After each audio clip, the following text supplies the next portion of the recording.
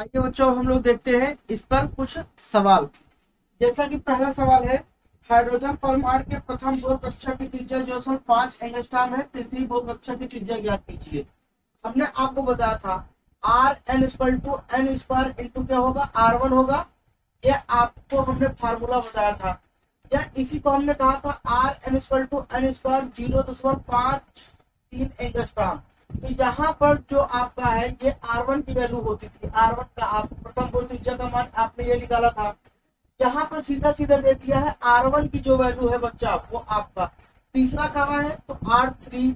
N का मान कितना, 3 का स्क्वायर। R1 का मान कितना, 0.5।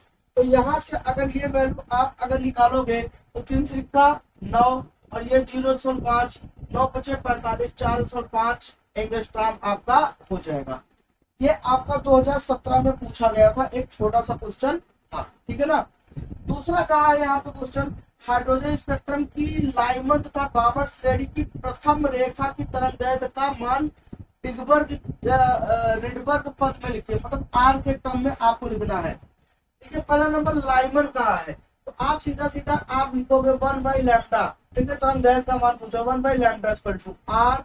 लाइमन के लिए, किसका, लाइमन के लिए, अगर आप लाइमन के लिए लिख रहे हैं, लाइमन के लिए, तो यहाँ क्या हो जाएगा 1 का स्क्वायर माइनस, ठीक है ना, 1 का स्क्वायर माइनस प्रथम रेखा की तरंगदैर्घ्य। प्रथम रेखा मैंने आपको कहा था कि लाइमन कहा तो उसका प्रथम रेखा तरंगदैर्घ्य क्या होगा, 2 होगा।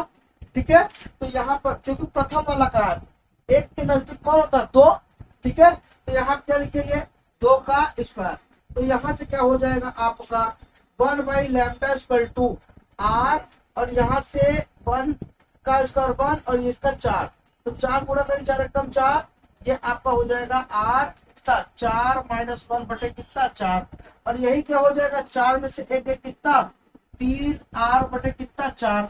तो यहाँ से बच्चों जो आएगा ये आपका 1/लैम्डा इक्वल टू कितना 3 आर बाई कितना आ गया 4 आ गया। पलट दिए तो लैम्डा बराबर कितना 4/3 आपका क्या हो गया, यहाँ से आपका 4/3 1/r हो गया। तो ये वैल्यू आपका तरंगदैर्घ्य का हो गया। ठीक है, या आप ऐसे लिख सकते हैं कि लैम्डा बराबर आपका क्या लिख सकते हैं, लैम्डा बराबर 4/3 r, क्योंकि आर के पद में कहा तो इसलिए हम आर का मान 1/r का मान 912 आप नहीं रखेंगे। तो ये आपको समझ में आया होगा। ऐसे लाइमन के बाद बामर के लिए कहा गया है, बामर तो हमने आपको बताया है जो बामर होता है उसके लिए ये कितना रखा जाता है, 2 रखा जाता है। ठीक है, तो यहाँ सबसे पहले 1/लैम्डा इक्वल टू आर, और यहाँ से 1 क्या हो जाएगा 2 का स्क्वायर माइनस प्रथम कहा है, 2 के पास में पहला कौन पड़ता है, 3 पड़ता है, यहाँ क्या हो जाएगा 3 का स्क्वायर। तो 1/लैम्डा इक्वल टू कितना हो जाएगा आर, और ये 2 दूना 4 और ये 3 त्रिका 9, 9 एकम 9, 4 एकम 4, 5 बटे कितना आ जाएगा 5/36 आर आ जाएगा। तो यहाँ से लैम्डा बराबर लोगे तो 36 बटे कितना हो जाएगा 5 आर। ये बामर के लिए हो गया। तो ये आपका लाइमन के लिए और वो बामर के लिए।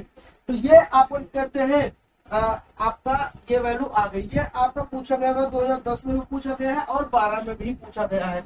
60 आंसर है, 60 क्वेश्चन है। ठीक है, तो ऐसे छोटे छोटे बच्चों क्वेश्चन आपको देखने को मिलेंगे, आपके विद्या में होगा, आपके जो भी आप सीरीज वगैरह यूज करते हो, आप बुक यूज करते हो, उस बुक में आपका होगा।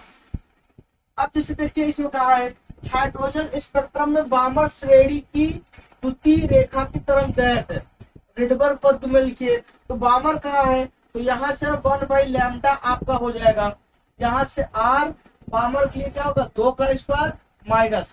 अब आप बताओ 2 के बाद पहला कौन पड़ेगा 3, फिर कौन पड़ेगा 4। तो अगर ये आया तो ये प्रथम पड़ा और ये कहाँ पूछा है द्वितीय, तो अब हम 3 नहीं रखेंगे, 3 केवल प्रथम के लिए, अब क्या रखेंगे 4 रखेंगे। तो यहाँ क्या रखेंगे 4 का स्क्वायर। तो यहाँ से बच्चा आपका हो जाएगा 1/लैम्डा इक्वल टू आर, और ये 2 दूना 4 और ये 4 चौक 16।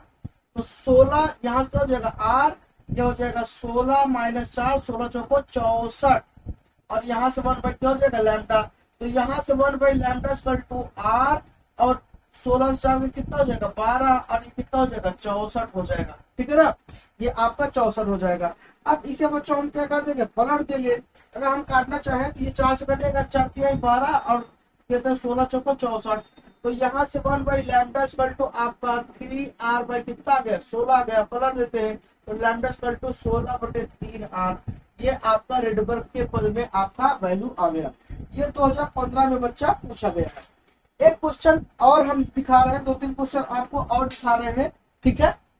आइए बच्चों देखते हैं, ये आपका एक सवाल है, किसी उत्तेजित हाइड्रोजन परमाणु के इलेक्ट्रॉन की ऊर्जा -3.4 इलेक्ट्रॉन वोल्ट है। कितना है? -3.4 इलेक्ट्रॉन वोल्ट है।